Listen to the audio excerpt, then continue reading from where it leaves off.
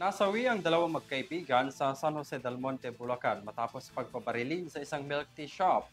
Ang tinitignan motibo sa pamamaril ay ang away daw ng mga kabataan. Si Dan Villegas magbabalita. Tayong dalawang magkaibigang binatilyo matapos pagbabarilin habang nagmemeryenda sa isang milk tea shop sa San Jose del Monte, Bulacan. Kinilala ang mga biktima na sina Ray Allen de Jose, 20 taong gulang at Jerry Castillo na 23 taong gulang.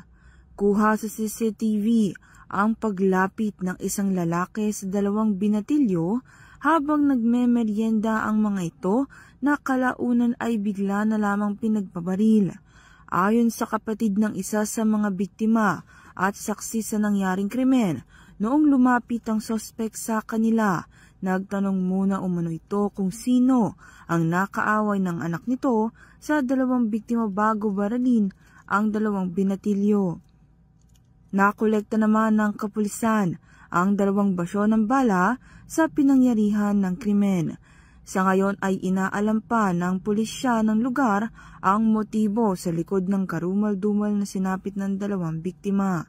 Ngunit anya ng kapulisan, tukoy na ang pagkakakilanlan ng sospek at nagsasagawa na sila ng isang manhunt operation ukol rito.